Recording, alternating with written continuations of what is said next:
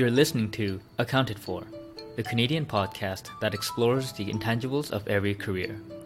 I'm your host, Daniel Lee.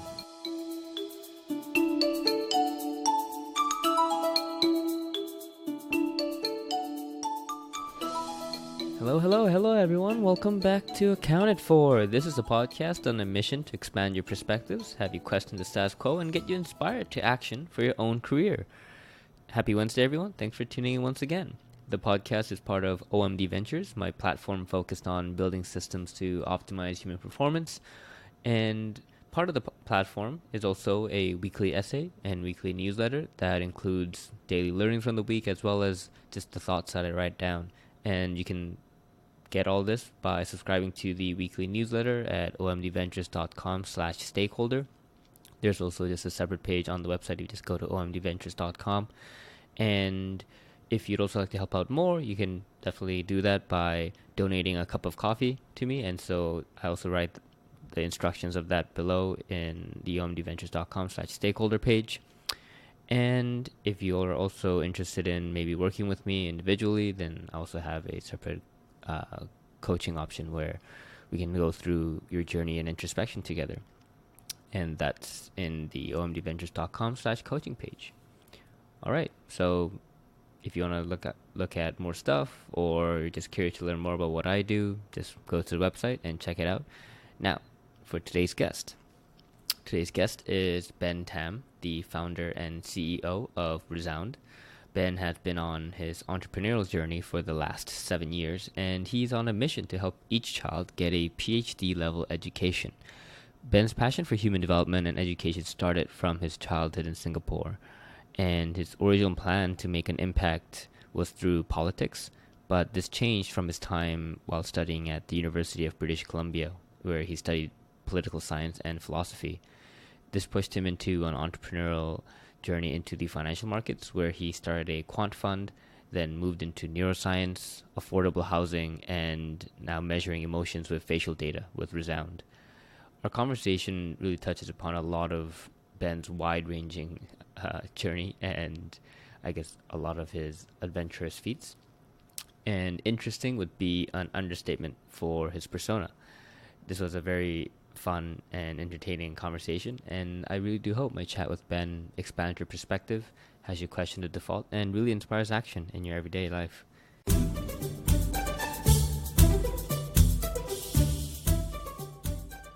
Hey everyone, welcome back to Accounted For. Today on the podcast we have Ben Tam. Hey Ben, thanks for coming on the podcast. Hey Dan, how's it going? Good sir.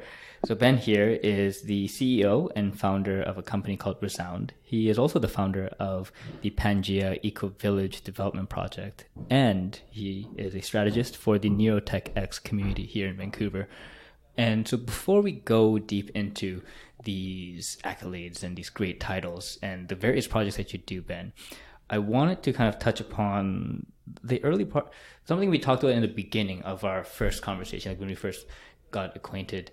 And weirdly, we started our conversation with how you and we had this kind of, I guess, I personally said, like, I had a difficulty with figuring out my own identity sometimes with this a set kind of country, because I was born in South Korea, but I lived in Hong Kong, I lived in Vancouver, Toronto, and there's just so many different cultures that impacted my life. And I learned from our conversation that you actually grew up in Singapore, if I'm not mistaken. And so I was wondering, can you tell me a little more about, your own kind of childhood, like your own upbringing? Like, where did you actually grow up, and was it mainly only in Singapore and then you moved to Vancouver? Can you tell me a little more about that? Absolutely. So I was born in Singapore, and I stayed there till I was 12 years old. Okay. We're actually a third generation Canadian family. So as we came back to Canada, it was a bit of a dichotomy, because in Singapore we were sort of considered as Canadians, and in Canada we were kind of considered as Singaporeans. So that as an early kid, I was almost forced to question these identity politics, so to speak, in regards to what does it mean to be a citizen of the world? What does it mean to have values that are universally accepted? How can a young man act in a way that is fitting and able to earn the respect and positions of influence in a foreign country?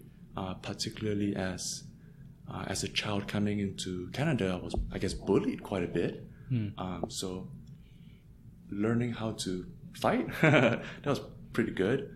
But more importantly, learning that above and beyond where you are from, there are principles upon which all humans live and love, like truth, justice, human dignity. So the real question is, how do we live our lives and actions such that we can maximize these values, irrespective of whether you're born in China, Singapore, Africa, Canada? What universal standards are necessary for our generation to materialize for the subsequent generations? So as an early youth, that really got me thinking. I was almost like migrated to Canada, got bullied a bit, learned to fight, sort of got a bit of, I was a pretty bad kid. But eventually I joined the Air Cadets, the Canadian Air Cadets, which was probably the best thing that happened to me.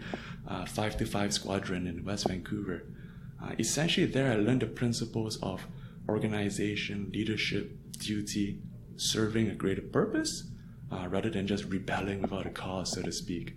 So that's something I really encourage every single youth and parent who's got a youth to do.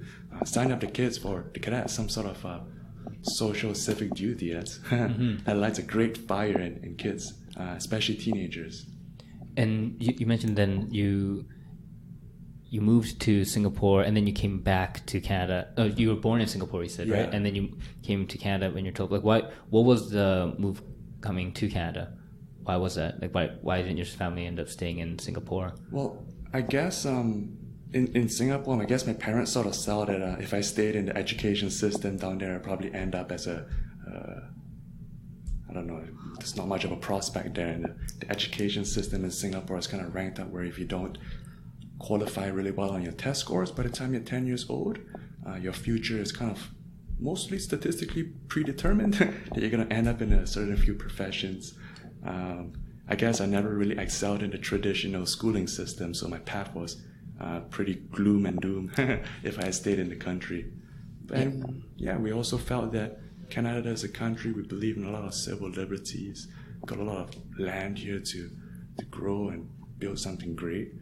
There's no one always watching over you to sort of beat you with a stick, so to speak. And the Singaporean education system was pretty bad. I saw kids being brought up on stage and beaten with sticks, and I was like, oh wow, that's not a good education. So I was really happy that we were brought away from that, and I was able to get the latter part of my education in a country where we've got beautiful things like civil rights and for our kids.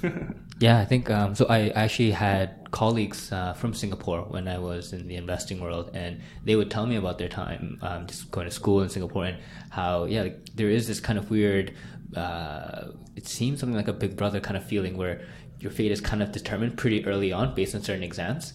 And so I was thinking, oh, well, I guess that's that is a kind of statistic way of putting certain people together with a certain group of people, but it seems somewhat, it's maybe cruel to young kids who you're not mature, you don't know what's going on at such an early age to really have your fate so strictly be determined to one kind of path, like set to one kind of environment based on this very preliminary form of intelligence. Absolutely. And education is meant to empower kids, not sort of beat the creativity out of them.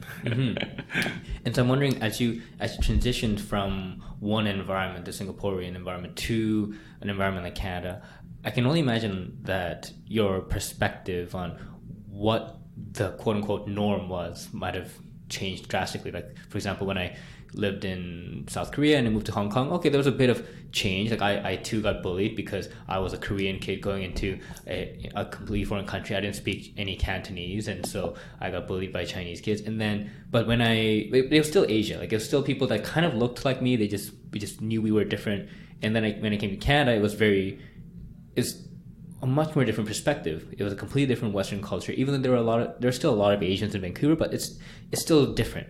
And that changed a lot about what I thought was possible with what I could do as a kid, just growing up. Like, when I lived in Korea, I just assumed that I would go to the army.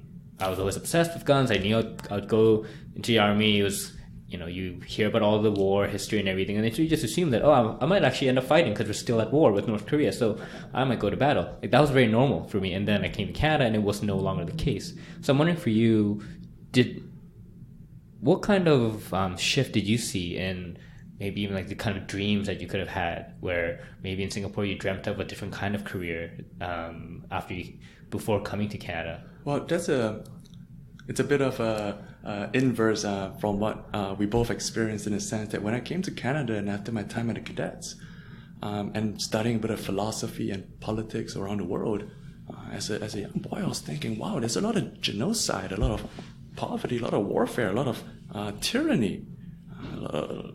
So I was thinking, heck, why not as a young man begin shaping myself towards a military career? What better way to ensure that the weak would not be oppressed than to centralize strength and embark on a military career? So as a young man, that's what I really shaped all of my character, personality, everything towards that one goal. Then I started studying a bit of politics, philosophy, and economics at the University of British Columbia. And I started to realize, like, what is the marginal impact that a soldier on the field of battle can do? Where is the real mechanisms of control, influence, and subsequent change in the world going to come from? And I guess after you study a bit of the histories of politics and how militaries don't really have much impact on the world, I think that was really what caused me to transition away from the military career and try to see, how do we create scalable impact to address the core roots of what causes warfare, what causes poverty. Then you got to take a step back and think about this on a theoretical level. In essence, no human ever wants to fight. No human ever wants to go to war. No human ever wants to steal or act immorally if they have a roof over their head, a place to sleep, some nice food to feed their family. If we look at history and the trends of human behavior, it's only when poverty, a lack of economic conditions arise that people feel the necessity to go to war, to create the us and them mentality and attack and win and take and steal. That's the norm of human history. But what I also recognize is that we're at a point of human evolution where we are able to use tools, technologies to empower individuals. And by focusing on empowering individuals with technologies, we can in fact change the structural dynamics of the politics and the economics. If we can help materialize a world where future humans don't need to want for a roof to live over their head, or medical aid, or how to even feed their kids. I mean, you can't expect someone to be good or morally or act in accordance with law if they can't even feed their own family. So one has to address what is the core problem. And the core problem right now is just humans are a bit too inefficient at mastering the forces of nature. We're all born as sort of monkeys in the jungle, having to fight against the storms, the sun, the nature in itself to survive. So the trick is, how do we help humans, future humans, master their environment? So that's really the root of a lot of our work today in Resound, Pangaea, even Neurotech X. Mm-hmm. And as you're saying that, the instant thought that kind of came to my mind was, I don't know if you read. I'm guessing you're familiar with Richard Branson from Virgin. Yes. Yeah, and I think most entrepreneurs are familiar with Sir Richard Branson. And so I had a chance to read his autobiography. I think it's called Losing My Virginity. And in that book, a key learning I had was how Richard Branson sought out to help humankind and help mankind with various ways of creating different kind of companies. And he wanted to partner with governments or create a way to utilize politics and everything to help people at a more global scale. But what he learned was that if you actually wanted to help people, the best way was to actually start companies, like start your own business and use that business to help people directly, instead of going through the bureaucracy of modern day government and the political system. and it just resonated with me as you were telling me about what you learned from your time studying poli-sci at UBC and studying philosophy at UBC, because it seems like when you first went to university, you had that mentality, like you thought, okay, well, maybe I'll do poli-sci and then I can use this militaristic thinking and training and maybe the knowledge from poli-sci to maybe join into like this kind of governmental kind of role to make a bigger level change. Yeah. But after learning more, you realize maybe that's not the way. Absolutely. And this is not to detract from the nobility and the sacrifice that these men and women on the front lines of our democracy, they're giving up their lives to further our Canadian values of liberty, truth, democracy. So I would hate to ever suggest that these frontline responders are ever doing anything that is not as impactful as what a business person or more important, more particularly a tech entrepreneur could do. But I do feel, and I do believe actually, that as a tech entrepreneur, you have so much more of an impact, not just in how you define a company culture, but more importantly, how do you set an example for other CEOs? How do you build businesses that are dominant, and yet socially responsible? The world is screaming for a better system of governance right now. And not to say that businesses will come up with that, but they're great microcosms where you can experiment to see what structures work really well, and hopefully we can scale up what works. Mm-hmm. And when I look at your journey, you've been, I would say, a full-time entrepreneur for about 7-8 years since graduating from university. And it seems like the first big venture that you had, I might butcher the name, is Ariat Summit. Yeah, Ariat. And it seems that the company itself is like a hedge fund. It was a quantitative hedge fund that did like statistical arbitrage kind of trading. And so I'm wondering, how do you get to do that from someone who majored in political science and philosophy? Like, you didn't have a finance background, you didn't have like a computer science background, but you went to try to start a quantitative hedge fund. So what was this kind of journey like to do this? Well, I guess it was almost like the choice was almost made for me, and in the sense that through my studies, like, if military power is not the most important thing, what controls that? And taking a step back, it's really the lobbyists. That's what I thought as a young man. Whoever has the most money has the most political influence. That's what I was mistakenly thinking as a young man. So right out of university, that's why I thought, like, I have to be really rich, because that's how I can create a big sizable impact.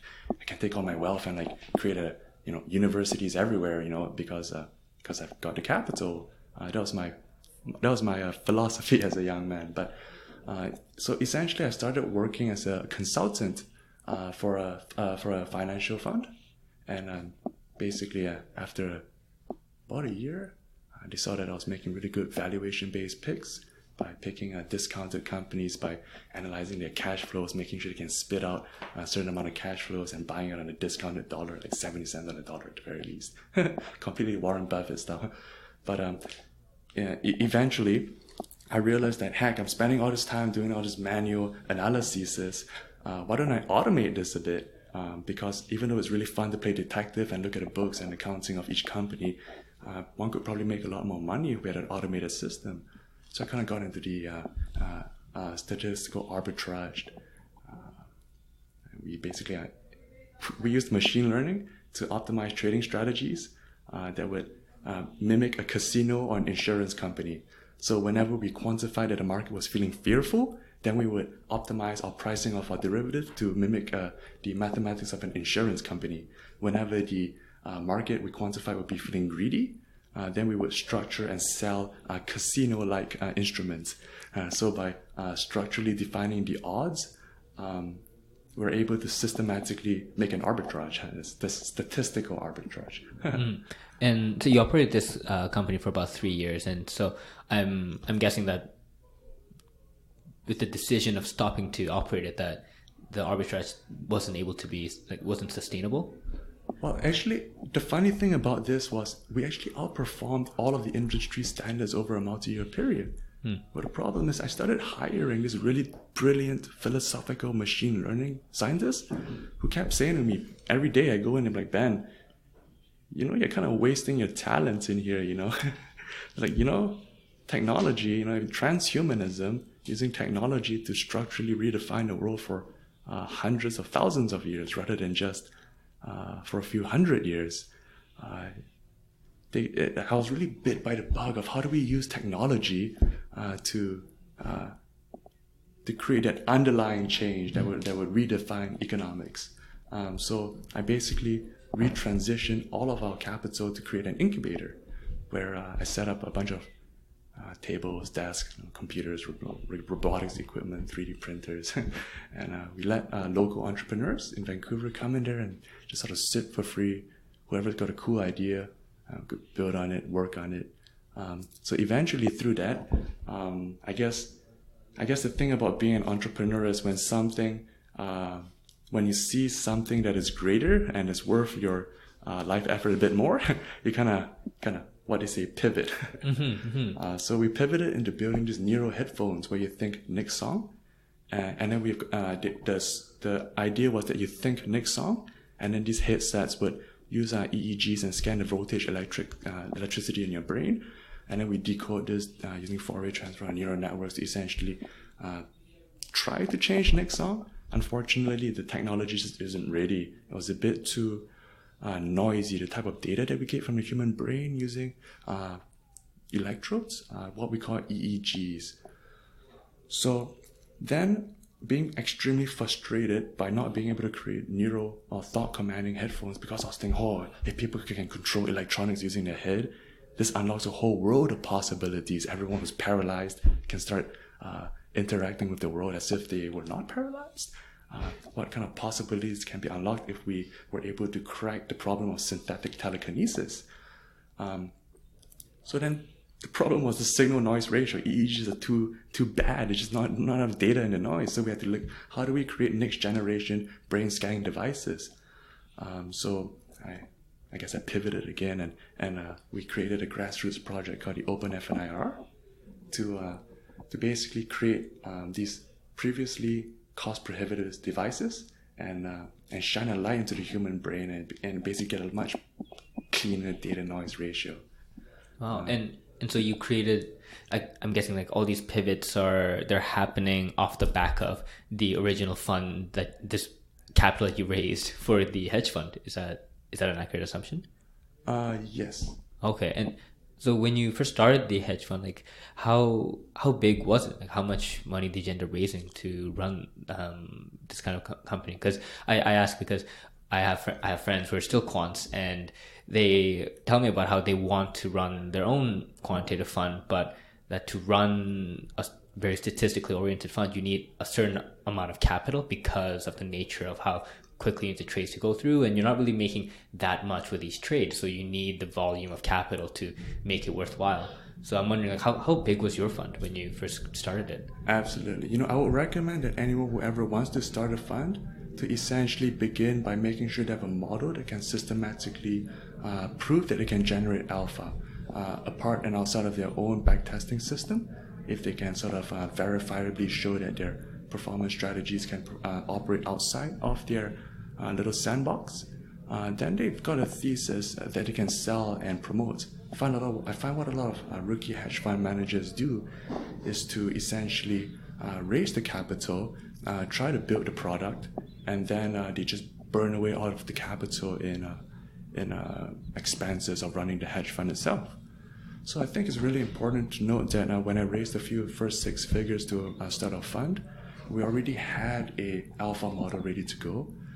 So the operations of running a hedge fund, mostly it involves like paying the bills of the people who are operating the hedge fund.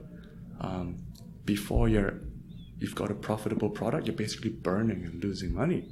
So that's why I recommend to anyone before they even raise capital to have a solid model that they know works. So once we had a model, we went out and raised low 6 figures to deploy and operate it. And how much was the AUM by the time you decided that you wanted to kind of pivot out from this kind of world? That's a very good question. and I'll tell you about that discreetly. Okay, Yes. yeah, that's But fine. it was basically about 2x the industry standard Sharpe ratio in terms of risk reward. Okay. Over the months, about 3-year period.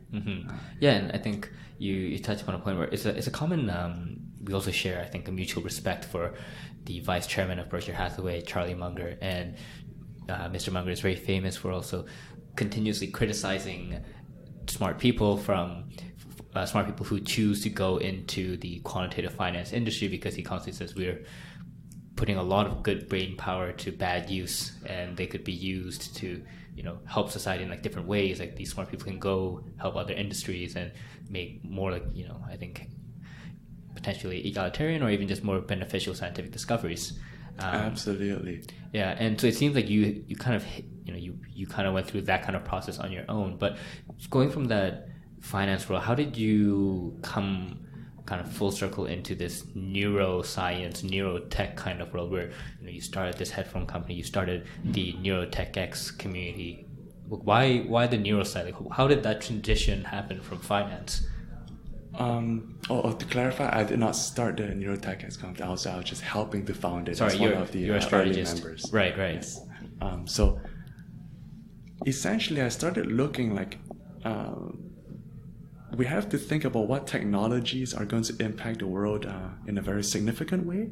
As a young startup, you don't want to enter a field where there's already a ton of players. But what you really want to do is I got to identify which technologies are going to be the next dominant paradigms, and then start the work from there. And I saw brain-computer interfaces when I saw Tan Lee, Emotive, had a TED Talk where where her company was able to control objects using their EEG headset, basically using thought commands. That changed my world. That unlocked a whole realm of imagination. Throughout all the years I was operating the hedge fund, in the back of my mind I was thinking, oh boy, if I wasn't doing this, I sure would love to make synthetic telekinesis a real thing. So I was bit by the technology. I was really, really enamored by the possibilities. Wow, and when I think of it, like, I'm not very familiar with EEGs, and I'm not very familiar with telekinetics and like all the neuroscience realm. And so for me, it just seems so technical. It just seems so advanced that someone without this kind of intense training, like if I don't have a PhD in neuroscience, I just feel like I would be underqualified for building this kind of stuff. But how did you maybe you didn't even have that kind of obstacle blocking your mental state, but I'm just wondering, how did you go into that field? How did you gain the kind of competence, like merge these kinds of knowledges to build these kinds of technical ventures? Well, I guess if it was not for my love of physics, I would probably have been pretty lost, because having just been in love with physics ever since I was a little boy, you learn to think about things on a first principle basis. So it just made sense that the neurons would fire and sort of release an amount of electricity. And then you could use the physics to take it a bit further. You can sort of think about, how do we tie in the latest theories in theoretical physics and branch this into contemporary neuroscience, like quantum-based information processing. But basically, having the first principles approach gives a person a confidence to learn anything. So this is why I think education should really focus on helping kids get that sense of self-mastery, to question and question and question and question, and then figure it out for themselves. Rather than say, work 25 years at a school and then pay off your student loans and then boom, that's how you learned it. I don't think that's the real human way to do it. I think that's, but that's a good question, yeah. Yeah, I think, and you hit upon a very good point there with the idea of understanding the first principles of everything, and I think it's a technique that you learn in physics. And unfortunately for me, like, I loved physics in high school, and that was like the thing that I did, but for some reason I just have no memory of first principles. And I actually came upon first principles again after learning more about Elon Musk and his approach to problem solving, and I got reacquainted, and so I'm very thankful of that. But yeah, the idea of looking at the foundation, and I think understanding the building blocks of everything can actually help with, I think, learning anything new, where the focus is on the microeconomics, not the macro. Like Nassim Taleb calls it macro bullshit, because when you have something at such a high level, people start making up everything about it. But at the most fundamental level, the models are there. Yeah, models on models on models on models on models when the first model doesn't even work. Exactly. Yeah, exactly, right? Like if the inputs you put in are garbage, the output's going to be garbage too. Yeah. And so then for you, as you kind of gone on this journey, you've gone through these unique pivots in the neuro world, and then you came upon, I guess, now what you have now, which is Resound and the Pangaea project. And so can you tell us a little more about those two big companies that you're helping build? Absolutely. I could rant on it for ages. So why don't I begin with Resound, because Pangaea and Resound are almost twins in that sense, even though they're doing very separate things. So in a nutshell, Resound is our way to give every future child a PhD. Now I'm going to get a bit technical, so apologies for the not so technical audience. I'll try to make this as layman as possible. Essentially, we're trying to create video games that react to children's moods in real time. So if you're a kid, you'll think you're playing Call of Duty, World of Warcraft, or a really highly engaging game. These games are going to be adapted to your unique learning style, your moods as they change in real time, and they're going to teach you academic skills like mathematics, physics, calculus. So our objective is to give every future child a PhD by almost tricking them into learning. If kids think that learning is so fun and they're trapped in a flow state where they don't want to do anything but learn and play these games, that is how we can protect their sense of privacy, their ownership of themselves, and really increase their self-mastery, rather than like the education that I had, have some jackass teacher beat you with a stick and your classmates. We want to empower kids rather than force the education on and make learning fun.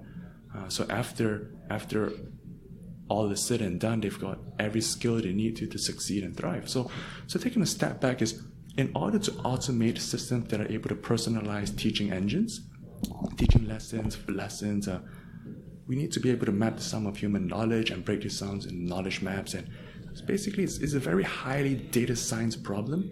And the problem is right now, there's no data to work with. So this is the main challenge of our companies today.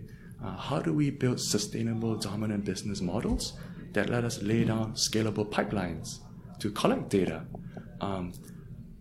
How do we build databases of real-time human emotions reacting to diverse sets of online media?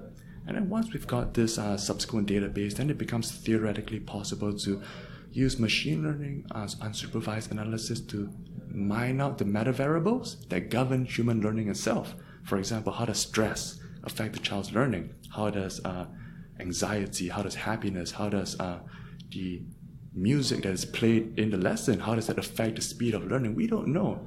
So rather than sort of take what the past history of pedagogy has done, is to sort of bullshit and create theories and then test it out without much data, we're just basically taking a very solid,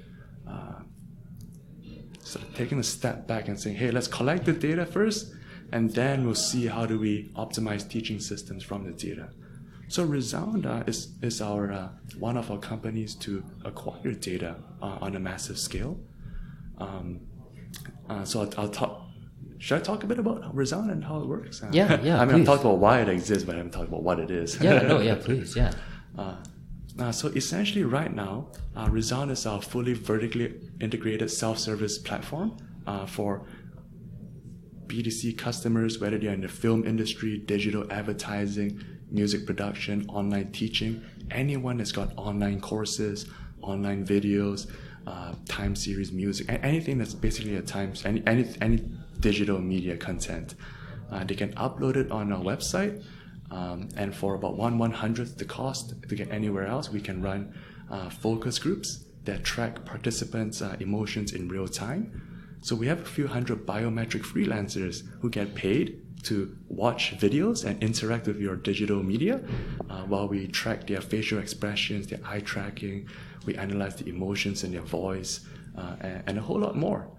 So by basically creating a platform economy of freelancers and by using software to automate the whole focus group industry, for the first time we're able to bring access to real-time emotions to the mass market. Because previously it's only like big budget firms like Disney, Netflix. They can afford like the $100, $200, $500,000 focus group a piece. But we do it for like a few $100, just because we believe in scaling it down and democratizing the technology. Now this brings me to an interesting point because of freelancers. Right now we're living in a time where data privacy is such a contentious topic. And we're actually mining the most sensitive data that we can, people's facial emotions. And this is extremely personal. Our company's philosophy on this is really simple. Privacy should not be something that is acquired in the terms of service. If you ever want to interact with your customers and use their data, you have to be transparent outright in the marketing, not hiding any malicious ways or side ways that you're going to use their data in the terms of service, like potentially what Facebook might be doing. It's got to be clear to people that as they give up their data, they know what they're getting into. But more importantly, I like to akin this to having the right to your human body. It doesn't matter if you have the right to your own body if you don't have a right to access a marketplace to sell your goods and services. So theoretically, we believe that there's no reason, it doesn't matter if people own their private data if there's no marketplace to sell their data. So on the flip side, Resound's biometric freelancers get to, by mutual consent, sell us their biometric data by consuming digital media at prices that they say that is actively agreed upon, fully transparent. So I think that's really important to highlight that there's many ways that companies can abuse this technology. Like there's a company called BrainCo, and they're actually forcing kids in China to wear these EEG headsets. And they're just stealing all of the kids' biometric data, and these kids have no say whether they want to opt in or opt out. So, it's a new technology. There's always got to be rigorous ethical standards that need to be thought of beforehand. Otherwise, you just end up doing very evil things. Mm-hmm. That's yeah. And so then we have this company that looks at biometrics, and how have you been able to determine that a certain expression is a sign of fear, a sign of anxiety, a sign of stress? Are you teaming up with, I don't know, like a team of neuroscientists or something where they just determine, okay, if you've seen this kind of pattern in facial recognition, that this should lead to this kind of emotion? Yeah, it's important to note that we're actually inventing nothing new here. Many of these techniques to recognize emotions from images using machine learning classification, it's mostly been considered universally accepted over the last 20 years, just because there's been so much academic and theoretical research. So what we do is basically we take the raw images and use our proprietary machine methods to break it down into its core features, and then we can basically classify the respective emotion. And then we validate this using other people's emotion recognition algorithms, and almost by getting a very diverse perspective on what emotion a person is feeling. There's many ways to scan an emotion. It almost begs the question of what an emotion is. To answer your question, we build our own proprietary algorithms, and then we also verify these against some of the bigger companies who've got a lot more capital, like Microsoft or Amazon, who have open APIs that let you, say, upload an image, and then they would give you the emotion metrics back. Oh. Yeah. And so then now you have this company that scans faces, and so then the twin, as you call it, the Pangaea Eco-Village Development Company, how is that in relation to Resound? Absolutely. So I believe that in order to recruit the very best people in the world, you need to really offer a much higher caliber of work culture, work dynamic, and necessarily philosophy. So the reason why Pangaea exists, and essentially it started off with the idea that, hey, if we had built a tech campus, a fully self-sustainable tech campus, rather than using all of our future revenues to rent a fancy office downtown and amortize that over multiple years, it's actually going to be a lot cheaper, and we can in fact turn this into a profitable business by buying raw land in bulk, constructing the eco-village infrastructure, setting up a tech campus there, but more importantly, building a real estate business model around the development of a tech campus where we sell subdivided lots to local citizens to solve the affordable housing crisis. Because right now, we're experiencing an intergenerational wave of poverty. The last generations kind of used all these monetary policies to ruin our economy. They kind of borrowed a bit too much debt, printed a bit too much money, and now we're left with stagnating wages and inflation. So our generation, we're pretty screwed. There's a huge lack of affordable housing. And back to our earlier conversation, without any housing, that is when our next generation, if we don't solve this housing crisis today, the next generation is going to break out into civil warfare because there's just not enough jobs, not enough food to go around. The system just cannot function if there is no way to provide for the masses. And so housing is it's really important. That's one thing that drives the Pangaea properties. So essentially, we're looking at the Gulf Islands and near Vancouver Island, as well as the lower mainland around BC. So we're targeting 400 home developments, and the lots are for about $800 to about $1,000. Any millennial with a 5-year lease to own basis can own about half an acre, and about $3,000 they get a half acre with a fully self-sustainable tiny home. And the beautiful thing about this is by doing this in conjunction with the setup of our tech campus, we're not only able to save on the cost of setting up a tech campus, but generate exorbitant profits from this secondary business that builds our tech campus, gives our engineers freehold land ownership within this tech campus. So what we envision is basically a really, really cool luxury resort style place where our engineers can just go and try to create an utopian-like society where we can experiment with different forms of alternative living and just try to see what it means to live as a thriving, great human community. And this development project right now, has it gone into development, or is it what stage is it at right now? Yeah, essentially it's gonna proceed in a few stages. In that in 2021 we're gonna be releasing our pre-sales, and in about 2023 we're gonna be actually having people move in. So right now we've acquired about half an acre in Kamloops to build our show home or show homes. These are just really to give people a taste of what they will be getting and what they will be buying, so to speak. Generally about under 1,000 square foot, fully self-sustainable, net zero homes that produce all of their own electricity, recycle all of their own waste, and also grow their own food. So right now we're, I guess we've got some, we've got the architectural plans for the show homes designed, and we've got the land. Now we're gonna, I guess, get a crew to build it and start doing some promotional material.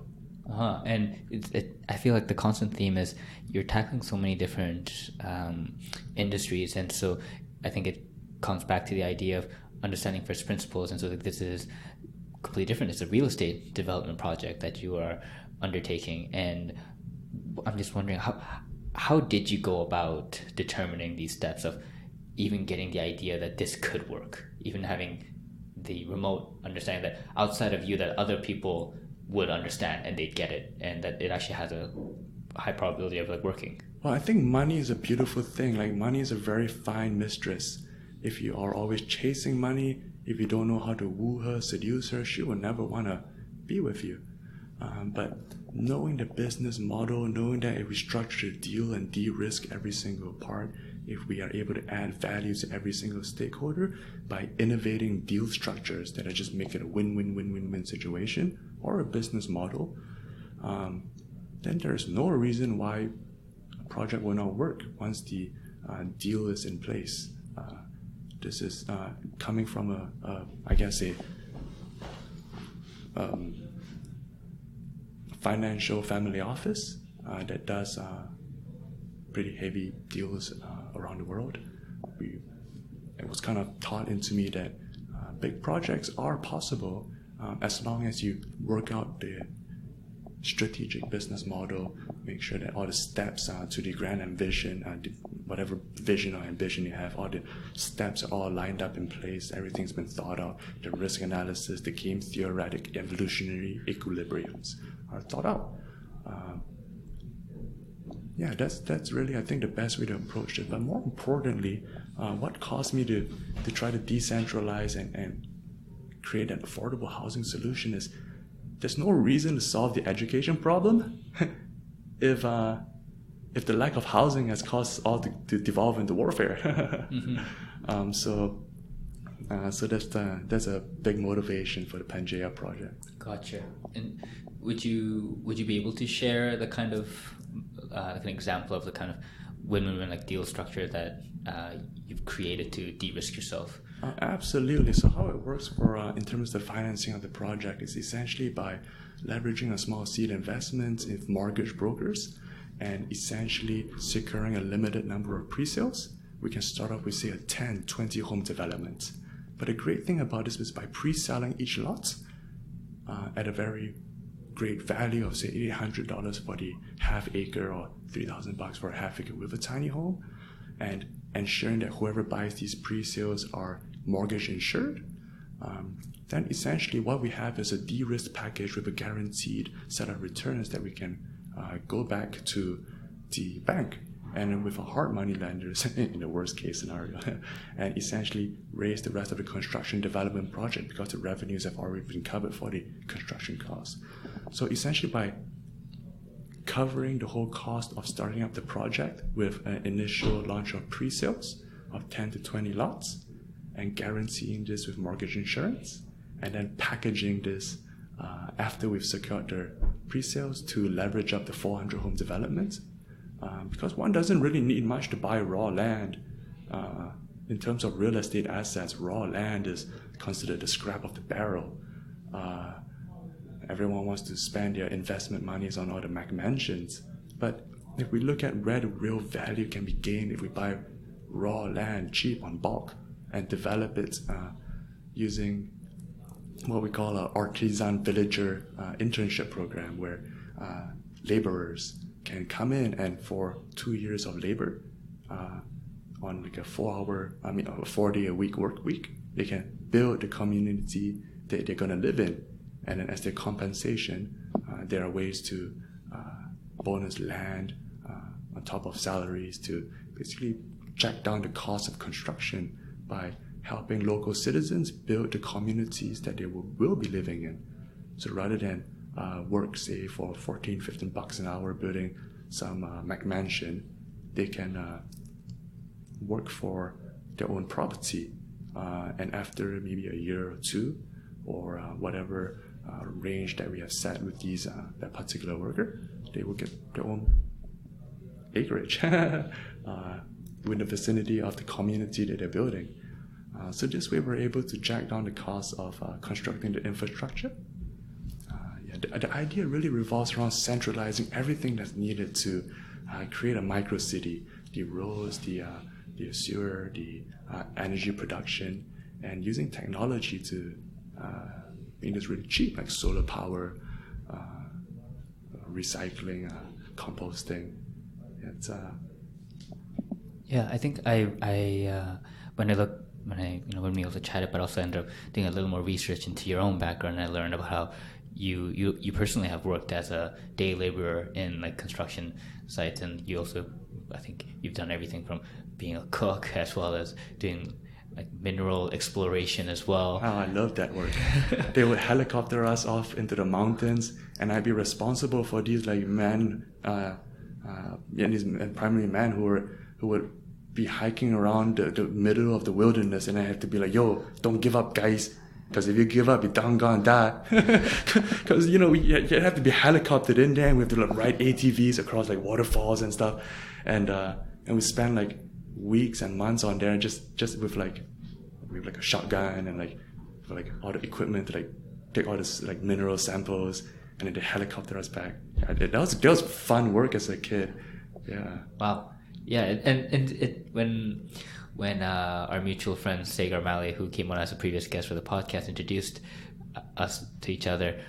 I asked Sagar, okay, introduce me to some cool entrepreneurs in Vancouver, and then the way Sagar described you was, oh yeah, there's this guy who he's gonna buying like an island and building a village, like a whole city, and I think he was referring to Pangaea, and then he was telling me about how, it seems like you spend time like potentially like quote unquote like living off the grid, and when I met you, I'm learning about how you're a very stoic person. You encompass all this philosophy. You've had these, I would say, pretty cool and unique pivots in this entrepreneurial journey. But when you meet someone and you introduce yourself to them, what do you say? Like, what do you tell them you do? Because you have so many things.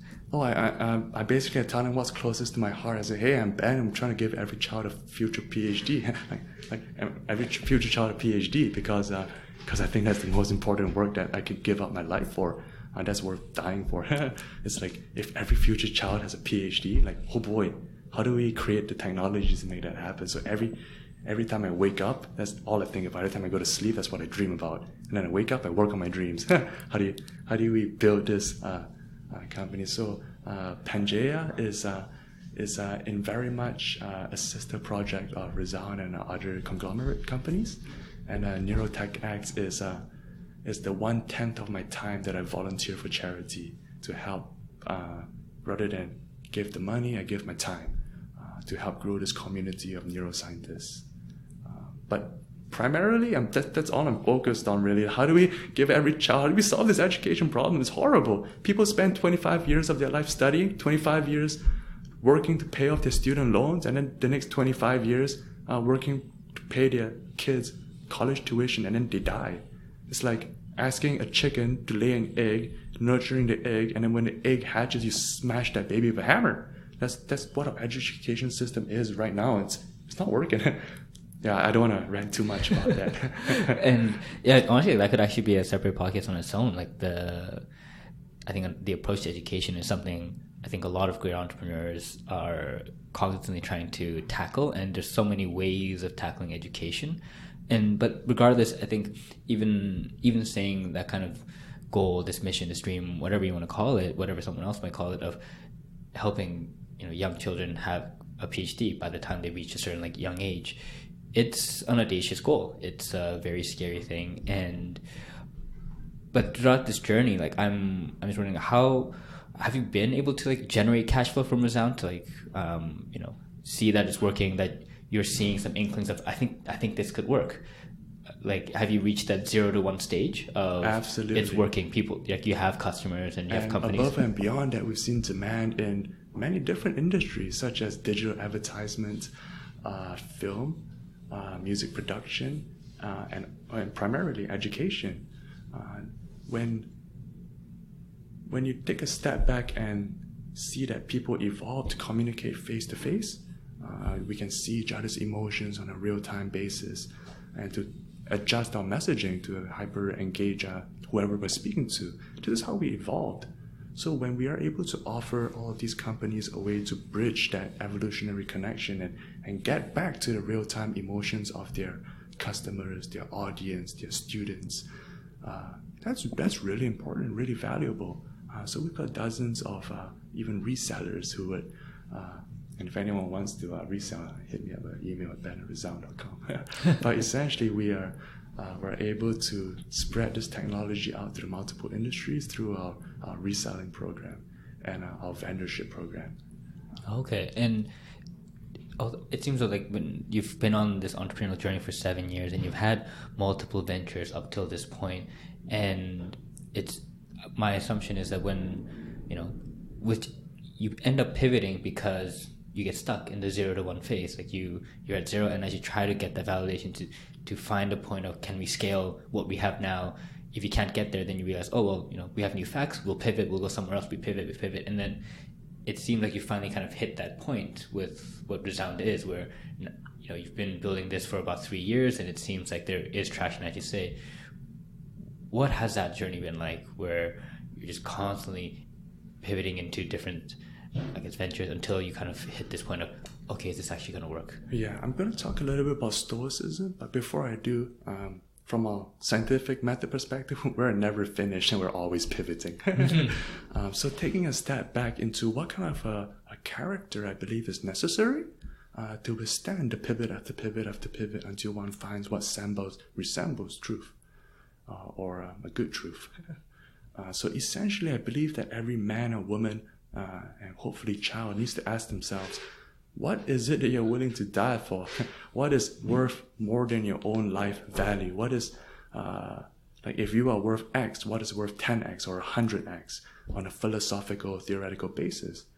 For me, this is really like principles such as truth, ensuring a just and free world, helping to protect the meaning of human dignity, whether or not I am alive, but just that humanity can reach its fullest, most beautiful potential. That theory, that idealism is what powers entrepreneurs, soldiers, and what I believe great men and women and champions to be better than everyone else. What is it that pushes you through the adversities? Because from my own experience, I remember earlier on in my entrepreneurial career, there were many hardships. And if it were not for a sense of internal resolve of, oh boy, I'm willing to die for this. So if I'm willing to die for this, a little bit of suffering now isn't that bad. Like, you're just doing what you're meant to do. This is what the universe put you here to do. This is like God's calling, so to speak. So this is just what you're here to do. So I think it's being very humble with what the universe throws at you, but also having that resolve of saying, hey, I know what's important. Irrespective of the pivot, there's an underlying purpose of what we're moving towards. So all the pivots have to help you move truer to that value, that philosophical goal of what you're trying to achieve with your life. Otherwise, you're just going to spend your whole life running from one trend to another trend with no real center, so to speak. Mm-hmm. And on the topic of the adversity, is there a particular adversity that you remember vividly as like this, maybe even like an inflection point or a very tough climb that you hill that you had to climb? I remember after we had shut down I ran out of funds to keep funding our brain hardware project to democratize spectroscopy devices. We were trying to make these like $250,000 devices really cheap so that we could unlock innovation on the hardware basis. But I put all my capital into that. And eventually my volunteer team had to be disbanded just because we didn't have capital to keep going and nor buy any of the scanning or equipment. That was a really hard point earlier in my career. I ended up spending a year homeless, living in my car. That was really shitty because you get hassled, you get worried about getting shanked or robbed. So I remember I had to basically keep surviving and innovating. I sort of like drove off into the mountains and just took my shotgun and just hunted.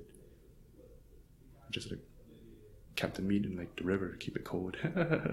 And then there I did a lot of philosophy and thinking and planning my next step, my next move. And I said to myself, hell, here I am. I've literally got nothing. I've taken all of my wealth and like squandered it on, well, not squandered, but like used it on projects that have not been successful. Am I going to give up now? Or am I going to keep going until I die? And I made the choice of the latter. And what's great is I realized that the secrets of the universe, whatever industry you're in, they're really only revealed to those who are willing to give it their all, willing to go head first, full in. Whatever industry you operate in, it requires a certain amount of intensity to be the best at it. So that's the frame of mind that helped me overcome these shitty parts of an entrepreneur's journey. Knowing that as a human, if you've chosen your purpose here on Earth, then you should be happy to die for it. Yeah, it's pretty cool. Yeah, I like.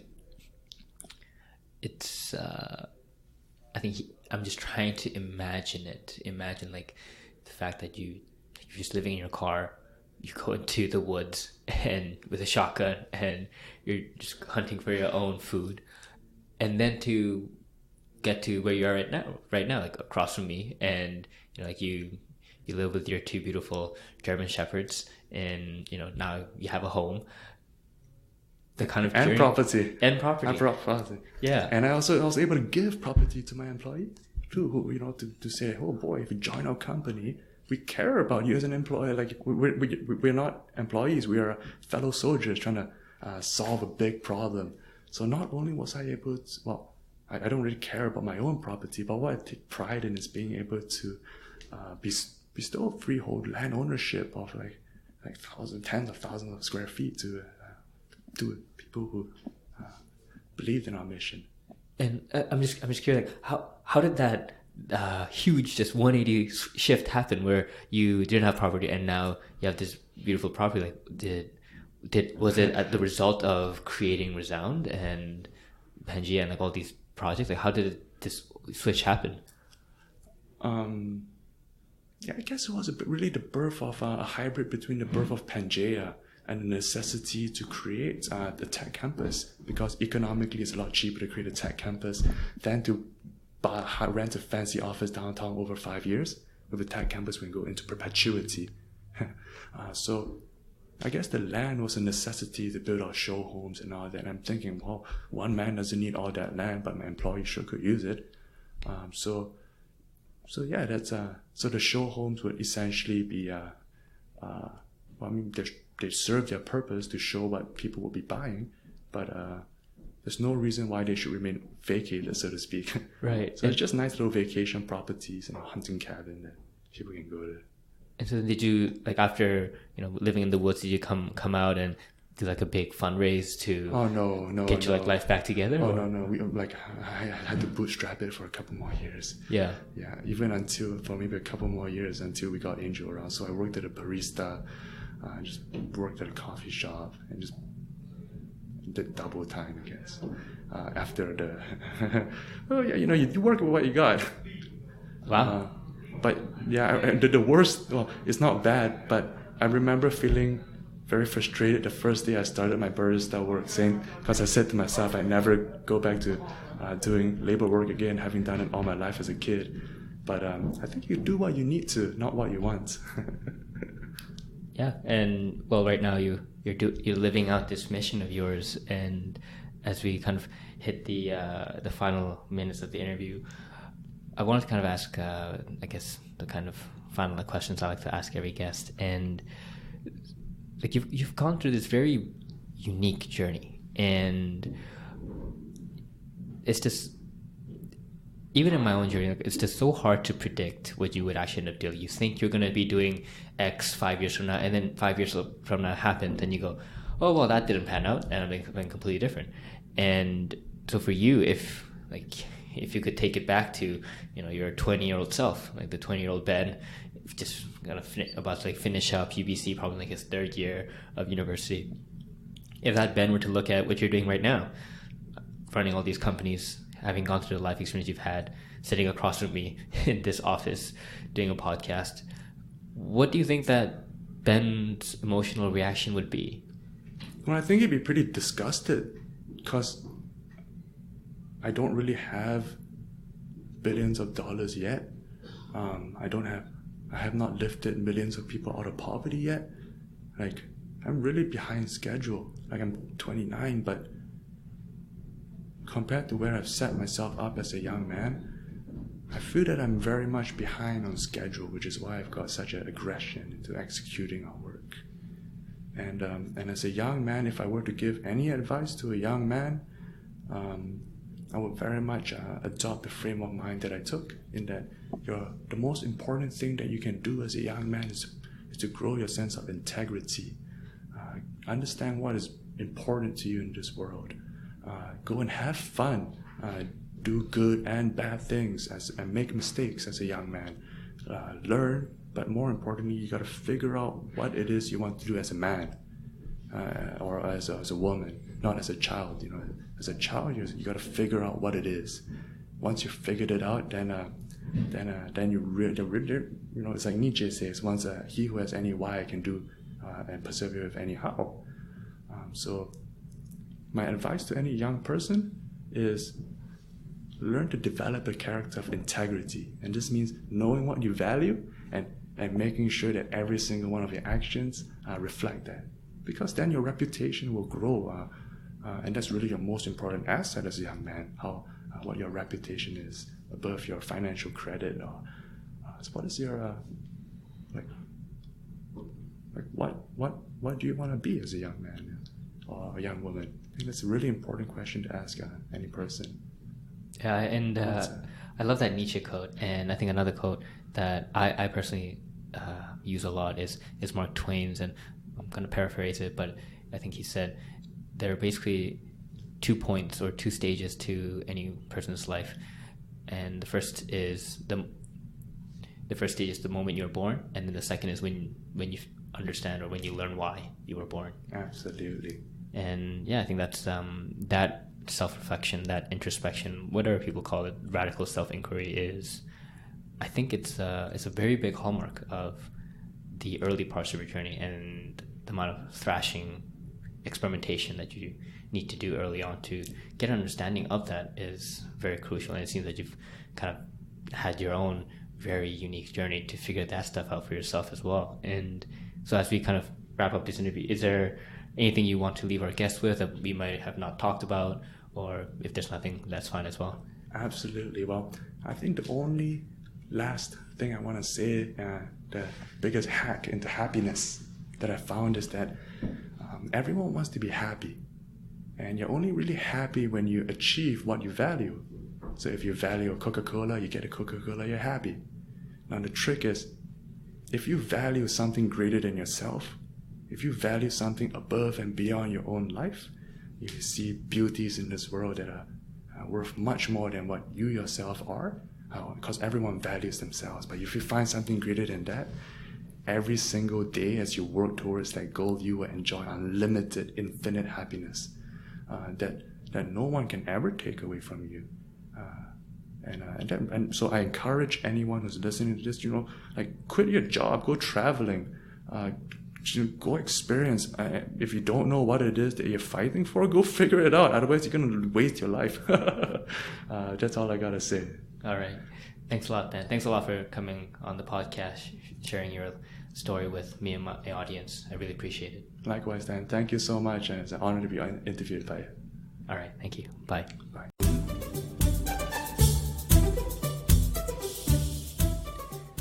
All right. Thank you for listening to the podcast. I hope the story was inspiring to you. Hopefully it also helped you expand your perspectives. Hopefully it also made you question the default path that you might have been going on, or the default beliefs you might have had. And maybe now it'll make you even think about doing something about it, doing something different, maybe challenging yourself, being courageous. Who knows? But regardless, I'm really happy that you took some time out of your day to listen to this fantastic story with my guest. And if you would like to somehow, in some way, contribute and help support the podcast, and maybe even just be part of the community that I'm trying to build with the greater OMD Ventures platform, really think about being a stakeholder in the platform. And the quick way to do that is to go to my website, oldmandan.com, and go to the stakeholders page. I believe it's oldmandan.com/stakeholder. And the link is also down below. And that's how you can figure out how you can subscribe, follow to get more updates on the free content, but at the same time also donate by actually just buying me a coffee. That's just how I put it. And you can buy me a coffee a month, coffee a week, or coffee every day of the year. And think about it as the way that, if you wanted to chat with me, you might just bring me out for coffee and buy me a coffee. Or if you wanted to bring one of my guests out to chat, you might buy them a coffee. So just think of it as I'm the service that's doing that for you, so you can just pay me in coffees. Don't worry, everything will still be free. it would just really help if you would like to show your support this way, so that I can use the coffee money to buy myself actual coffees, and also to buy my guests actual coffees, and use the leftover money to actually grow the platform, as well as even keep it operationally alive as well, because all this isn't really free, and it does take a lot of time to build it as well as operate it and hopefully grow it further. So your support would be amazing if you would like to contribute. And so yeah, just check out the website, go to the stakeholders page, and read the different kind of benefits you might even get as a stakeholder. All right, thank you.